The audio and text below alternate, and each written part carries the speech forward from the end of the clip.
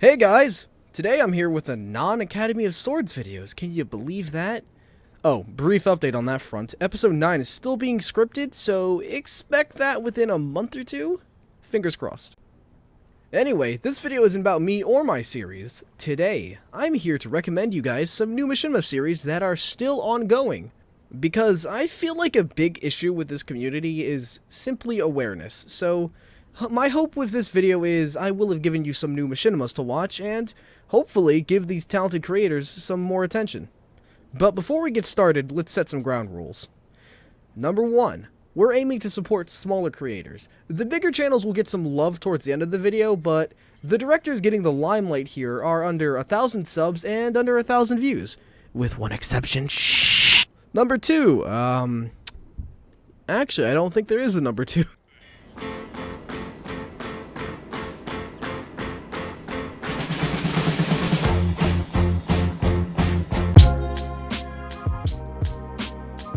Okay, so before I get started with this mini review thing, yes, I am friends with the director of this Machinima, D-Gamer, and while all these thoughts are actually my own, I just wanted to let you know for transparency's sake. So anyway, let's get into the show.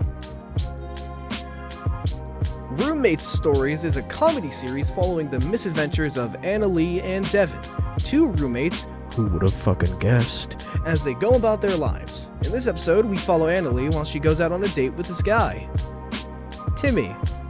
I think this comment from Naomi sums this up pretty well. Now, right away, if you start up a series with this premise, what's most important is having an interesting, fun cast to watch. If the characters are bland and unlikable, no one is going to stick around. Luckily, this show, in fact, has interesting characters. Devin is a fun, charismatic guy who's not afraid to walk in on his roommate naked. There's a... Whoa! Anna Lee is a friendly and compassionate woman. At least that's what I got from this scene regarding a pedophile. Oh, and she works at a strip club.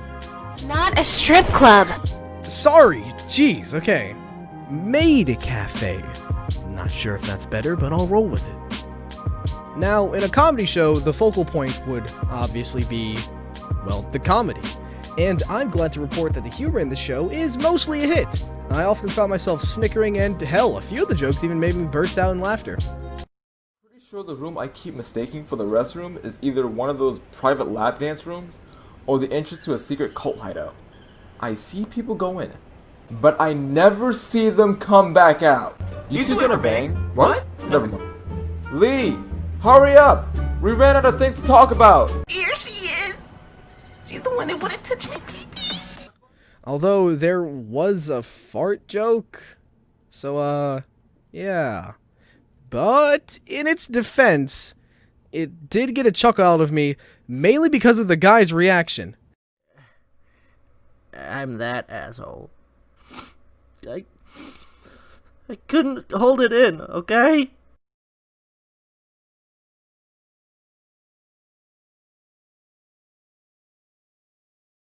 Oh, also, by the way, his name is listed as Fart Guy in the description.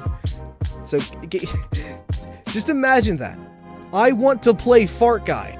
So, if you're looking for a fun watch with good characters, funny jokes, and a very entertaining opening credits scene, then check out Roommates, linked in the description down below.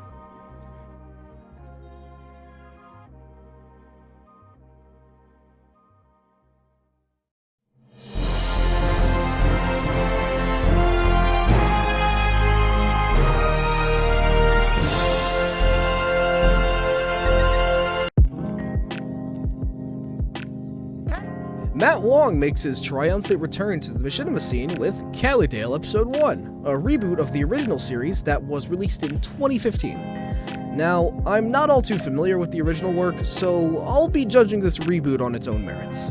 Oh, another quick thing to note here. The original series was set in an MMO, while the original series is set in a survival sandbox game, kinda like Rust or Ark.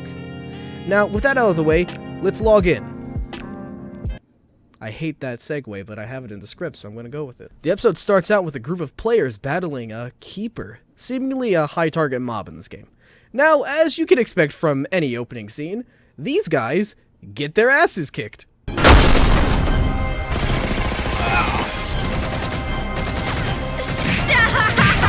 Peace already. Oh, and before we move on, I'd like to point out the voice acting in this series. First of all, the cast did a phenomenal job with their characters. Now, let's hear an example of what I'm talking about. Alright, I'm here. Should we wait until night? Yeah. No, come on. If we wait until night, we won't be able to see shit. Yeah, I wouldn't be able to help you. So, you ready to move in? Jack, can you cover us? Yeah, I got you. Now, after hearing that, you may think otherwise, but you need to acknowledge the context of the game. These aren't hardened soldiers or energetic personas in a comedy. They're gamers.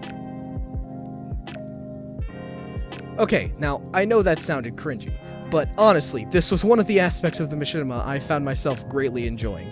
It's very different from what I normally see in the Machinima scene. Okay, I'm not sure if I was able to explain myself in a way that made sense, but regardless, I enjoyed the voice work in the series. It helped immerse me in this world. Now, after the Keeper scene, we switch perspectives to our three main leads, Matt, Jack, and Aiden, as they attempt to infiltrate an enemy base.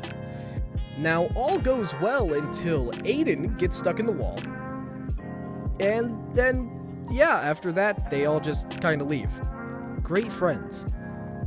From here on out, the story mostly takes a backseat to the characters, and trust me, that's not a bad thing. Another standout thing about the series would be the humor. It's just so Xbox. Sup, faggot? Kill me, bitch! Come on, fucking kill me! Why don't you fucking kill me, you little bitch? Yeah, shoot me, Prudo. That's a stupid fucking name. Sounds like prune, faggot. You fucking faggot. Just like how the voice actors did a great job immersing the viewers in an online voice chat, the comedy follows suit, whether it's an overabundance of swearing or the seemingly toxic relationship between some of the characters. Okay, wait, that all sounded like negatives.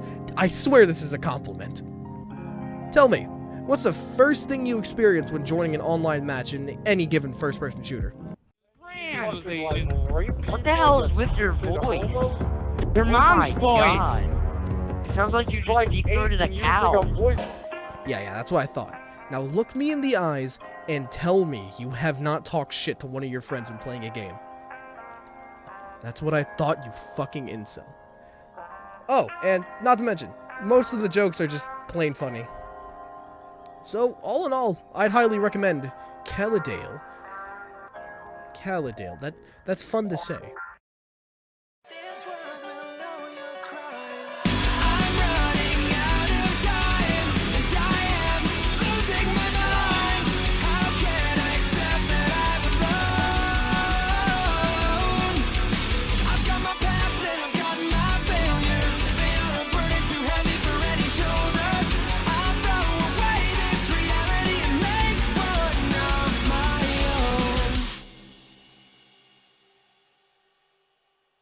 Fuck yes!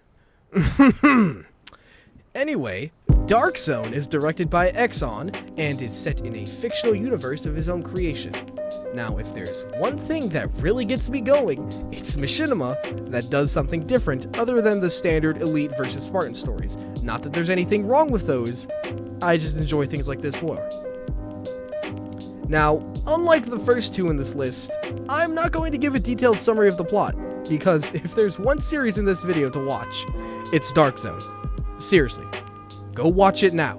It was really good, and if you like Machinima with an anime influence, kind of like my series Academy of Swords, you'll fucking love it.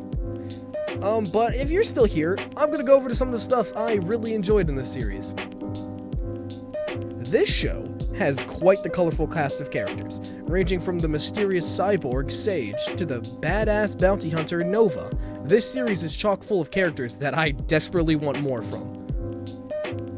And for a cast of voice actors I mostly didn't recognize, they all did awesome. Don't move. How did you get up here? I'm a decent free climber. Move over. Nice and slow. The Knights weren't kidding when they said you'd be resourceful. Each character sounds exactly as you would imagine them, and their delivery fits beautifully in the world the show created.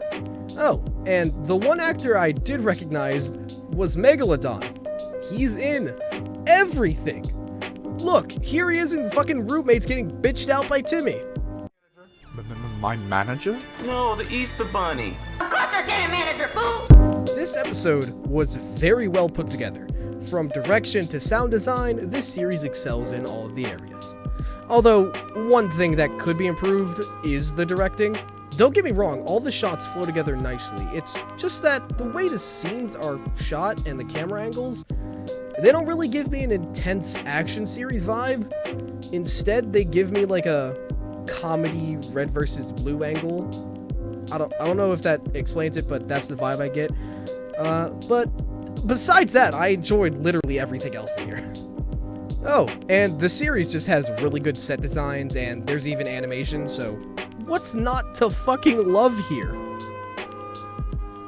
As previously stated, the world the show has created is fucking amazing. Seriously, the last time I've wanted to know this much about a fictional world in a Machinima series was Infinite Guardian and Seraph.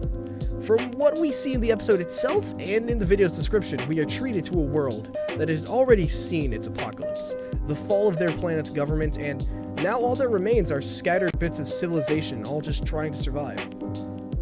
Exxon, my man, get someone to write a book in this universe, because not that Machinima isn't great for storytelling, but there are so many stories to tell that just can't be done in the Machinima medium. Final verdict? Watch the show already. So if you haven't already noticed, each series in this video got a 10 out of 10. Well, for one, I started the video by saying these are series I'm personally keeping up with, so what did you expect? Also, I feel like in a community like ours, that's often seen as far too critical, and whether or not you agree with that assessment is irrelevant, I just feel like every once in a while it's nice to show some positivity and shout out some talented directors. Now, before we end the video, I'd like to shout out a few of the larger Machinima directors. As usual, these are projects that I will be personally keeping up with. Oh, and a lot of them haven't been released yet, so hence why they couldn't be a part of the main video. Anyway, Isaiah and Brian Season 3. We are 3 episodes in, and it delivers the signature humor that Isaiah is known for. But in the recent episode, we are getting hints towards an ongoing story arc that has me excited. Oh. And I'm in it. Please do not help them. I do not want to lose my virginity to a prostitute. Also by the great Isaiah is the first episode of Last Man Standing, and while not much besides a preview clip has been revealed to the public, I can tell you all right now, it's gonna be great. Oh, and I'm in this one as well. Just finished moving all my junk back into my room, and since I see you and Allie playing all the time, I thought I'd give it a try. Brotherhood War Aftermath. Now, I absolutely cannot wait for this Machinima series. Brotherhood War blew away all of my expectations and is another amazing addition to the Spartan legacy, my favorite alternate Halo timeline. So I have high hopes for the sequel series, so make sure to keep an eye on Chronicler's channel. Created by one of my best friends in the Machinima scene comes Spartan Unit Project Ironside, a sequel to 2018's Spartan Unit Prologue. It follows Eric after being teleported to another Halo ring, and will certainly provide an epic, nostalgic throwback to the older days of Halo Machinima. Make sure to check it out, it's gonna be awesome. Clans of Sanghelios, a Machinima series focusing on elites. Oh hell yeah, that's a subject that's not nearly tackled as much as UNSC or Covenant storylines. It also boasts a large cast full of actors I'm sure you'll recognize, as well as what should be an intriguing look at the director's take on Sangheli culture. Make sure to check it out on Polycore Media. Oh yeah, I'm also in this too. Don't worry, I know. I'm a filthy parasite.